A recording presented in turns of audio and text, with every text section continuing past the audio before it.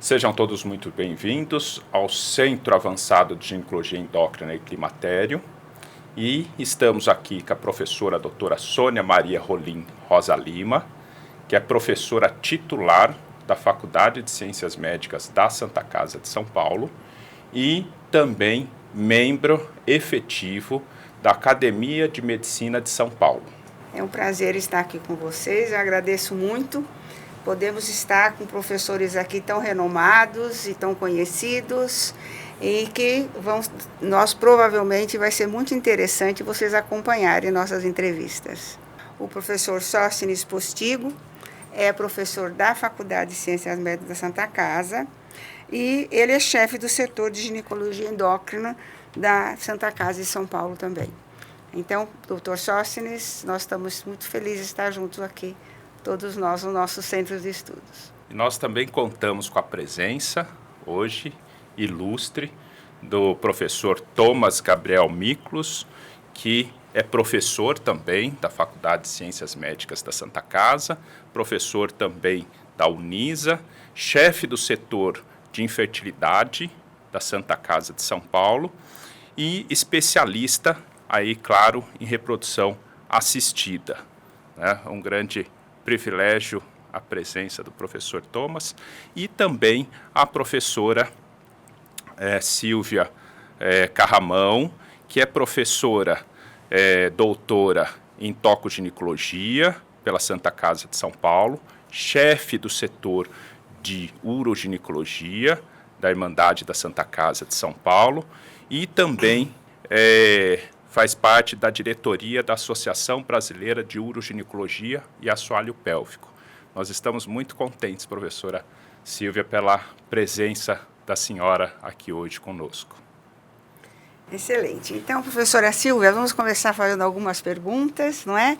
Professora Silvia, assim como o professor Thomas, eles são responsáveis no nosso curso de pós-graduação por inúmeras aulas de acordo com as suas respectivas especialidades, né? Professora Silvia, uma das coisas que chama muito a atenção da mulher são as infecções urinárias de repetição, certo? Então, eu queria que a senhora falasse alguma coisa sobre as infecções urinárias de repetição e como abordá-las. É um grande prazer estar aqui com vocês. Muito obrigada pelo convite. E o tópico da infecção urinária de repetição em mulheres é muito importante porque muitos colegas, muitos profissionais que atuam na área de ginecologia vão atender diariamente mulheres que chegam com essa queixa. E é difícil de tratar. Mas no curso de pós-graduação mostramos as novas técnicas de coleta de exames de urina, como o PCR, mostramos tratamentos alternativos ao uso de antibiótico profilático, porque sabemos que as bactérias estão desenvolvendo muita resistência aos antibióticos. Então, atualmente, o mundo faz pesquisa e usa métodos alternativos ao antibiótico como primeira linha de tratamento para a infecção urinária de repetição. Isso nós também abordamos no curso da pós-graduação em endocrinologia.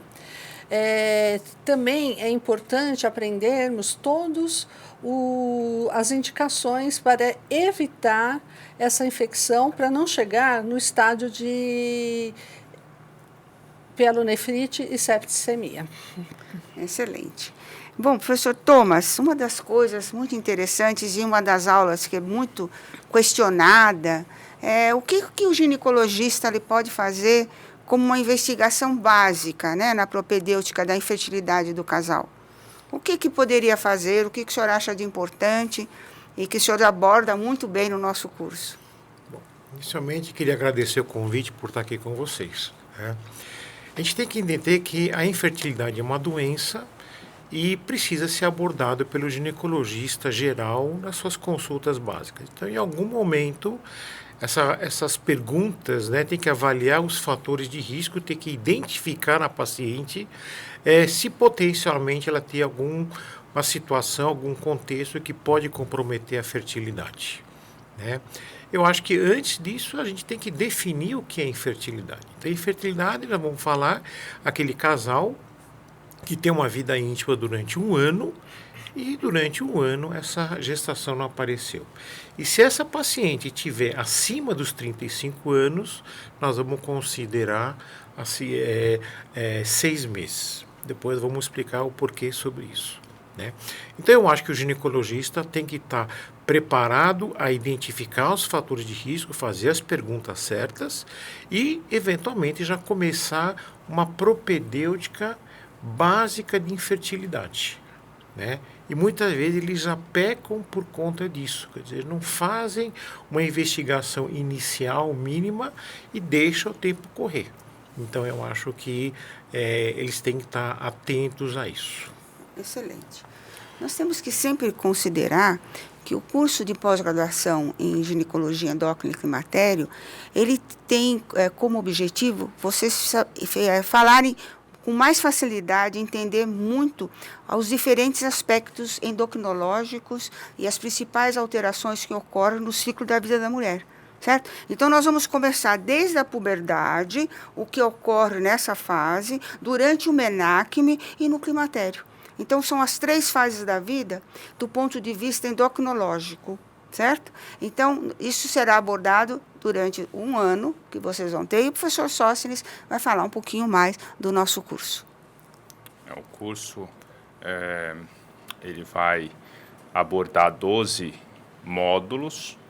Esses 12 módulos vai ter a parte teórica, vai ter uma parte prática também, em hands-on, e também com ultrassom, que é muito importante para o raciocínio clínico em relação à parte hormonal e endócrina dessa mulher.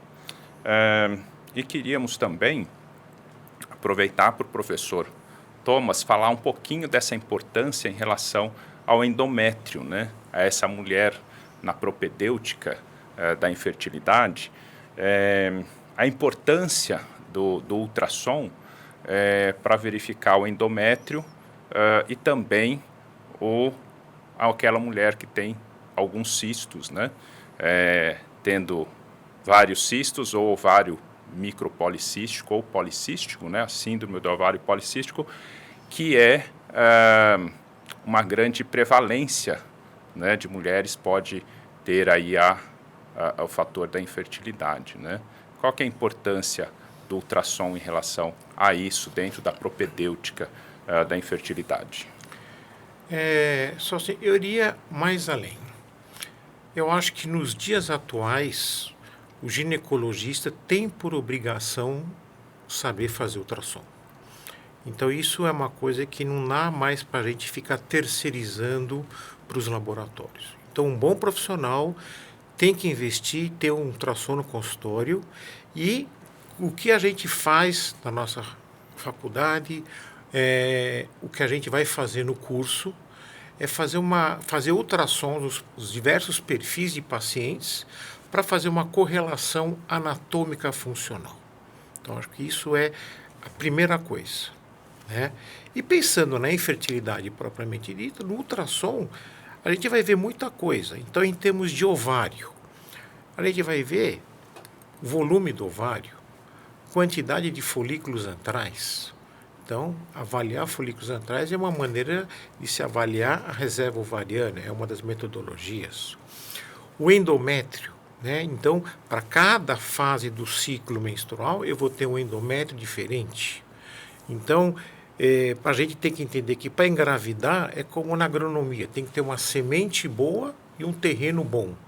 E o terreno bom eu vou olhar para o meu endométrio.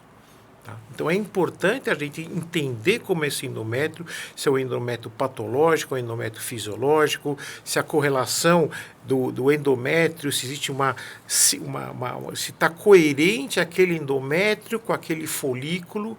Então tudo isso tem que ser avaliado em conjunto. Então esse treinamento, esse olhar é fundamental. Tá? Então avaliar ultrassom, né, pelo ultrassom, o endométrio, correlacionar com o ciclo, correlacionar se está coerente com o teu folículo, é o primeiro passo para a gente poder começar a entender a fisiologia da nossa paciente.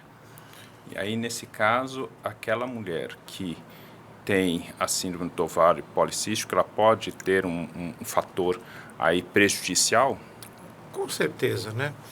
Então, o SOP, né, como todos sabem, é uma síndrome hiperandrogênica, né? E ainda se usa o velho e bom critério de Roterdã e pela própria fisiopatologia da doença, vai ser uma paciente anovuladora. Então, nós vamos ter uma infertilidade por uma anovulação. Então, a gente tem que fazer o quê?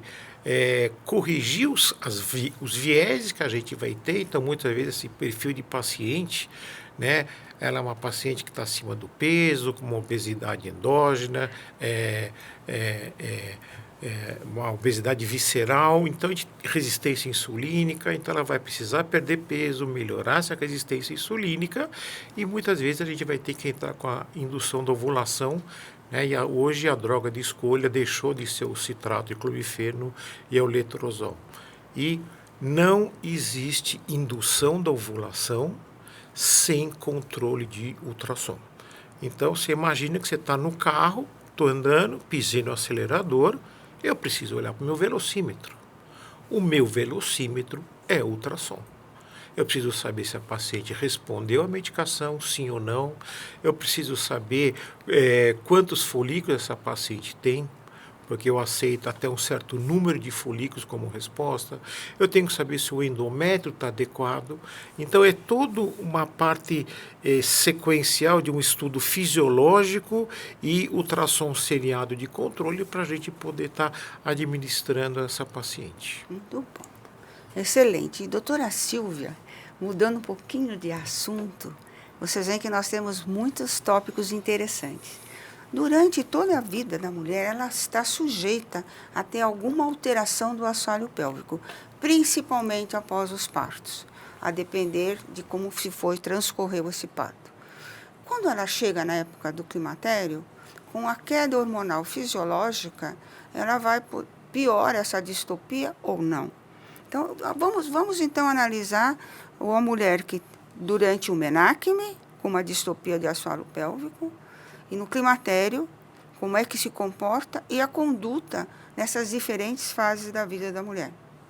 Excelente pergunta, porque muitos perguntam por que a lesão do assoalho pélvico, os prolapsos genitais, não acontece imediatamente, assim no primeiro, segundo ano pós-parto. Acontece que a gestação em si já é um fator de risco para os prolapsos, porque nós carregamos o bebê, isso aumenta a pressão abdominal, e isso pode levar até uma incontinência urinária de esforço, pode levar a um prolapso genital leve, mas se você tiver um parto vaginal, pode haver grande distensão da musculatura do assoalho pélvico, ruptura e agravar essas lesões, que são compensadas pela juventude da paciente, que ela tem um nível de estrogênio muito alto, então ela vai ter a musculatura forte, um colágeno de boa qualidade.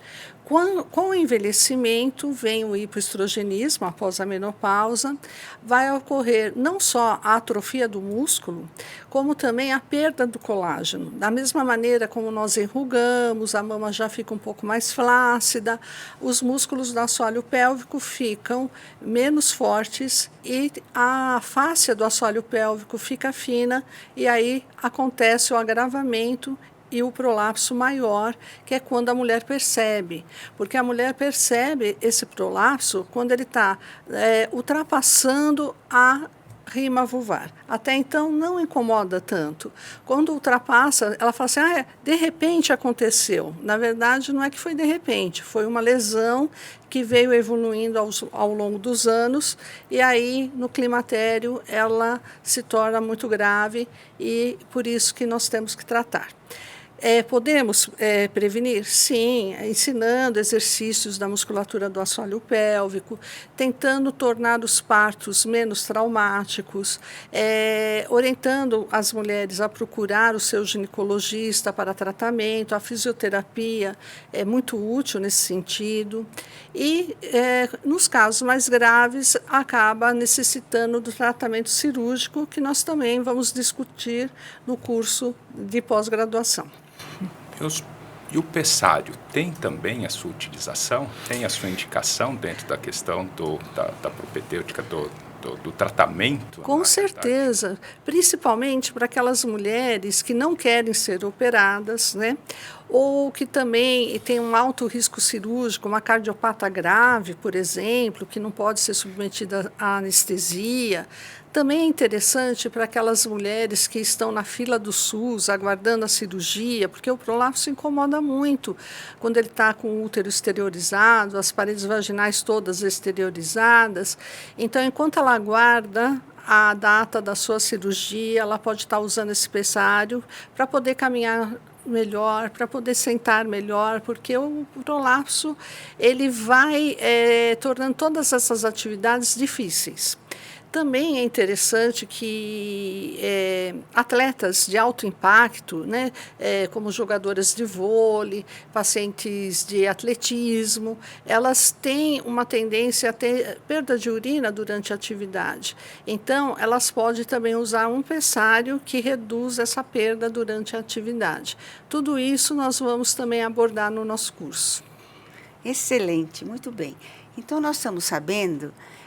todos vocês percebem que as mulheres estão envelhecendo e cada vez mais o número de mulheres no climatério, eles atingem esse período, né? Vale lembrar que o climatério, ele começa com os 40 anos e vai até os 60 ou 65, dependendo dos países desenvolvidos ou em desenvolvimento. E nessa fase do climatério, nós temos a transição menopausal, quando começam a ocorrer as irregularidades menstruais, e depois nós temos, abrangendo a transição até 1 ano após a menopausa, nós temos a perimenopausa, e tudo após a menopausa é o período após a menopausa. Então, no climatério, transição, perimenopausa e após a menopausa. Muito bem, professor. Acontece o seguinte, que as mulheres estão postergando a sua gestação. Então, eu queria que o senhor falasse também um pouquinho a respeito do congelamento do óscitos, não é? Quando é que nós vamos indicar, né, esse congelamento do óscitos? Tem indicação? Todo médico deve ser efetivo e atuar de uma maneira positiva, indicando ele ou não. O que o senhor acha a respeito? Bom, então hoje com a técnica de vitrificação dos óscitos, né, então isso abriu um novo campo na medicina, né, e a gente vai poder congelar os ovos. As mulheres hoje priorizam o aspecto profissional em detrimento do aspecto reprodutivo. Então, elas deixam para engravidar mais tardiamente. Coisas que as mulheres muitas vezes não sabem, que quanto mais idade, diminui a quantidade e a qualidade dos óvulos, e esse binômio, ele cada vez mais, ele é pior, mais grave, de uma forma exponencial, quanto mais distante eu estou dos meus 35 anos. Por isso que eu falei no começo. A gente vai considerar a infertilidade de 6 meses para aquela paciente que tem acima dos 35 anos. Então, assim como ela planeja o futuro profissional, ela tem que planejar o futuro reprodutivo. E eu acho que cabe ao ginecologista geral tocar nesse assunto. Quando você quer ter filhos, quantos filhos você quer ter, para isso tudo entrar numa pauta e pensar se congelar óvulos é um bom negócio ou não. Então, hoje, basicamente, a gente tem 3 contextos muito bem definidos para a gente congelar óvulos. Um é o que eu vou chamar de preservação social da fertilidade. Ou seja, você vai fazer um tratamento semelhante a uma fertilização in vitro e vai congelar os seus óvulos, e aí o ideal é que se congele o mais precocemente, para ter quantidade e qualidade. Hoje o Conselho Federal de Medicina, ele autoriza você congelar os óvulos em qualquer idade, mas quanto mais cedo, melhor. Melhor é a relação custo-benefício. O que é mais cedo? 35 anos menos. Então, isso é um aspecto. Um outro aspecto é aquela paciente que vai fazer um procedimento e esse procedimento implica em algum dano no ovário. O caso mais clássico para isso, as pacientes que têm uma endometriose ovariana, um endometrioma, que vai operar, a cirurgia, infelizmente, vai ser lesiva para o patrimônio folicular. Então, antes de eu fazer qualquer tipo de cirurgia, que potencialmente pode comprometer o ovário e reserva ovariana, a gente congela os óvulos antes. E, por fim, as pacientes oncológicas. As pacientes que vão ser submetidas a uma quimioterapia com drogas gonadotóxicas. Então, antes da gente fazer esse tratamento oncológico, a gente faz indução da ovulação com drogas seguras, né? O maior representante aqui é o câncer de mama, e aí você fala assim, mas o câncer de mama induzir ovulação? Você vai induzir ovulação por um período de 10 dias, é uma questão muito pontual, usando medicações que baixam os níveis dos estrogênios, então se torna um tratamento seguro para ela poder congelar os óvulos e depois ela vai submeter ao seu tratamento que ela deseja fazer, que ela precisa fazer. Excelente. Professora Silvia, na incontinência urinária dos esforços, houve uma modernização, né, no tratamento, nas drogas. Nós observamos que os medicamentos mais modernos têm menos efeitos adversos, né? Isso ocorreu na incontinência, a medicação é interessante, individualizada para cada paciente. Como que a senhora vê esse contexto atual? A causa da incontinência urinária, ela é múltipla. Ela pode ser por urgência devido à bexiga hiperativa, que é muito frequente em mulheres e até homens acima dos 60 anos de idade, né, que é a incontinência de urgência ou síndrome da bexiga hiperativa. E nós vamos tratar pelo fenótipo do paciente. Isso é um conceito moderno, vem sendo discutido nos últimos anos. Existem várias classes de medicamentos, várias formas de tratamento, como os anticolinérgicos, o beta-adrenérgico, que é a mirabegrona. Existem tratamentos com eletroestimulação, sacral, tibial, ou mesmo a neuromodulação, a toxina botulínica para bexiga hiperativa e a fisioterapia com eletroestimulação, como eu tinha dito. Então, outra coisa importante é sempre tratar também a atrofia genital, que pode ser tratada, né, com estrogênio, como promestrieno, estriol, mas também ela pode estar sendo tratada atualmente com laser, com radiofrequência. Então, nós estamos trazendo a tecnologia para os nossos tratamentos, existem várias opções. Nós vamos adaptar o tratamento conforme o perfil do paciente. Existe também a incontinência urinária de esforço, que essa vai melhorar com a fisioterapia, fortalecimento do assoalho pélvico e principalmente a cirurgia de sling, que pode ser retropúbico, transobturador, conforme o caso. Então é importante que o médico saiba todas essas variações para saber melhor indicar para o seu paciente. Todas essas terapêuticas, ela é pormenorizada durante o transcorrer do curso, passado a todos os alunos. Com certeza. Vou abordar todos eles, vou passar para os alunos. Eu acredito que a pessoa saia do curso apta a prescrever algum tratamento para bexiga hiperativa. E é muito importante isso porque é o dia a dia do consultório de ginecologia. Então, no consultório de ginecologia, nós que fazemos os partos, nós também recebemos nossas pacientes com incontinência urinária, prolapso, que temos que orientar para melhorar. Muito bem. Então, outra coisa muito interessante que surgem dúvidas, né? E é importante nós abordarmos, seria a indicação do estudo urodinâmico. Nós vamos indicar esse estudo urodinâmico antes ou após a estrogenoterapia tópica? Qual a sua opinião, professora? Olha, que pergunta interessante. O estudo urodinâmico, alguns colegas falam que não gostam de indicar por ser um exame invasivo. E eu, às vezes, fico refletindo qual exame médico não é invasivo. Porque fazer uma mamografia é invasiva, né? Fazer um toque vaginal, um toque anal é invasivo. fazer exames, até de tirar sangue, né? Quando põe uma agulha no seu braço, que pode dar uma flebite, é dolorido, também é invasivo. Então, eu lembro só da densitometria óssea como um exame não invasivo, não é, doutora Sônia? Então, é complicado. Agora, como todos os exames, tem que se saber quando indicar. Então, eu não vou indicar para pacientes com síndrome da bexiga hiperativa, cujo sintoma seja só esse. Eu vou indicar quando eu tenho uma incontinência urinária com sintomas mistos, tanto de bexiga hiperativa quanto de esforço.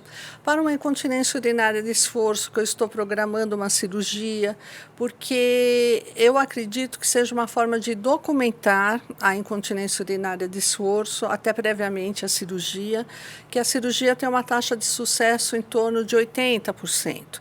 Então, se falhar, você mostrar como que era antes, se melhorou alguma coisa ou não. Isso você só vai conseguir com o estudo urodinâmico, não é mesmo? Existem também mulheres que têm distúrbios de micção, com detrusor hipocontrátil, que ela não sabe. E aí você vai descobrir isso no estudo urodinâmico. Atualmente tem sido muito indicado para mulheres com endometriose, porque a endometriose também afeta o nervo hipogástrico, já pode causar essa disfunção miccional.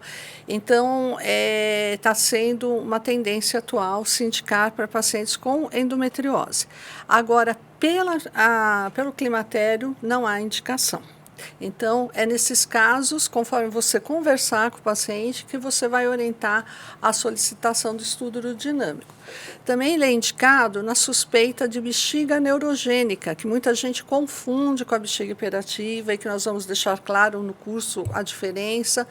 Mas a bexiga neurogênica, ela é decorrente de alguma lesão da inervação vesical, que pode ser após uma hérnia de disco, pode ser após cirurgias pélvicas, até de endometriose, uma esterectomia, pode ser através de uma doença desmelinizante grave, como diabetes, esclerose múltipla. Né? Muitas pessoas não sabem, mas os primeiros sintomas de disfunção miccional pode estar associado com a esclerose múltipla. Então, é uma maneira de nós estarmos fazendo o diagnóstico. Então, eu vejo, sim, muita qualidade em se realizar um estudo urodinâmico. E como alguém falou, mas se a paciente está no exame físico e eu vejo a perda de urina e esforço, eu já tenho o diagnóstico.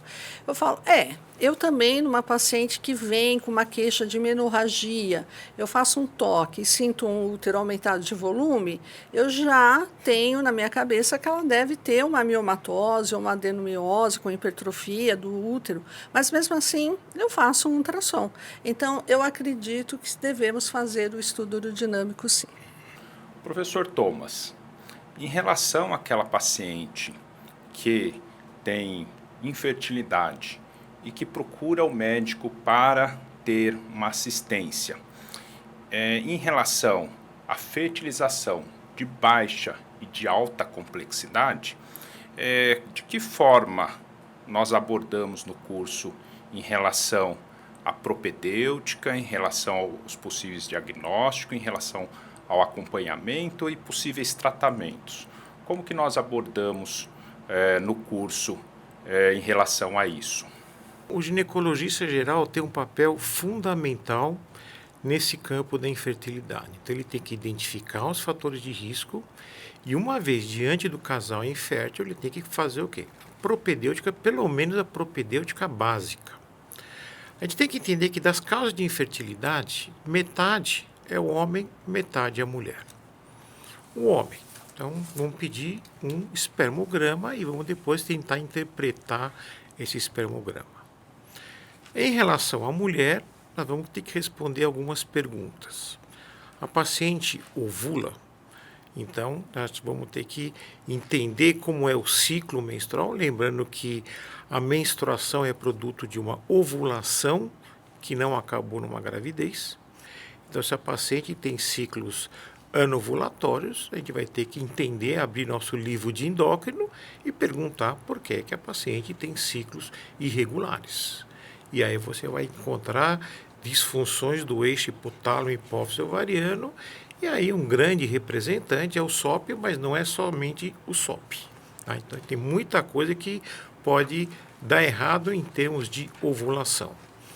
A gente tem que avaliar bem a nossa reserva ovariana através de exames hormonais, e aí hoje o padrão ouro é o antimileriano, que a gente vai destrinchar quem é esse tal de antimileriano e contagem de folículos antrais. A gente vai ter que estudar a parte anatômica, começando com a propedêutica básica anatômica, que consiste no ultrassom e na isopinografia. Então, a gente vai ter que aprender a interpretar a isopinografia e não ler laudo. E, se necessário, partir para uma propedêutica avançada do tipo ressonância magnética da pelve, histeroscopia e, eventualmente, ultrassom com preparo intestinal, né, para avaliar uma endometriose profunda. Mediante tudo isso, você vai definir a causa da infertilidade. E, muito provavelmente, você vai ter que partir para técnicas de reprodução assistida, ou de baixa complexidade, ou de alta complexidade. O que é baixa complexidade? Então, baixa complexidade é o coito programado medicado, que onde se encaixa muito bem essa conduta é na síndrome dos ovários policísticos. Você pode evoluir para uma inseminação intrauterina, por exemplo, numa infertilidade sem causa aparente, numa endometriose leve, num fator masculino leve, num fator coital, né? Você pode usar lança-mão da inseminação intrauterina. Todas essas técnicas têm prós e contras, e se nada disso resolver, você vai para a fertilização in vitro, que você tem duas modalidades que são laboratoriais, que é a fertilização in vitro clássica, ou ICSI, que é a injeção intracitoplasmática do espermatozoide. O ginecologista do consultório, com toda a tranquilidade, e eu acho que a gente pode dar essa capacitação, ele vai fazer a técnica de baixa complexidade. O coito programado e a inseminação intrauterina, que são dois procedimentos de consultório. Então, é muito simples, né, que traz resultados quando bem indicados para determinado perfil de pacientes, né? E aí que a gente respondeu em algumas perguntas anteriores, a importância do ultrassom. Então, em qualquer contexto, o ultrassom é uma ferramenta que a gente não pode, em hipótese alguma, abrir mão dela. Tá? Então, a gente vai dar essa dinâmica para o aluno para poder identificar os fatores de infertilidade e fazer pelo menos uma propedêutica básica adequada, definir a conduta e dar condições de ele fazer pelo menos uma baixa complexidade. Excelente, vai tanto fazer o diagnóstico de forma precisa, quanto o acompanhamento, o tratamento e o desfecho. Né? O ciclo todo. E o ciclo todo. Exatamente. Excelente. E se Deus quiser, o pré-natal. Muito bom. Professora Silvia, veja bem, o que a senhora acha que mais importante que nós vamos abordar no nosso curso? Porque o curso é de ginecologia endócrina e climatério. Nesse curso, que são diferentes módulos, nós começamos desde a fisiologia, a anatomia dos diferentes sistemas, né, estudamos todos as glândulas produtoras de hormônio, a tireoide, a suprarrenal, os ovários, né, e etc. Então, mas do ponto de vista uroginecológico, o que seria importante nas diferentes fases que a senhora acha? Por exemplo, na adolescência, na menina, o que nós, como ginecologistas, devemos observar, levando em consideração as alterações que podem ocorrer anatômicas também, não é? E depois no menacme e, finalmente, no climatério. Mas, de um ponto de vista, obviamente, o que a senhora acha e que nós temos como objetivo explorar nesse nosso curso mais? Essa área é bem ampla, né? Isso. Porque a infecção urinária, ela já pode estar presente na menina. Tem algumas crianças que às vezes começam a ter infecção urinária de repetição.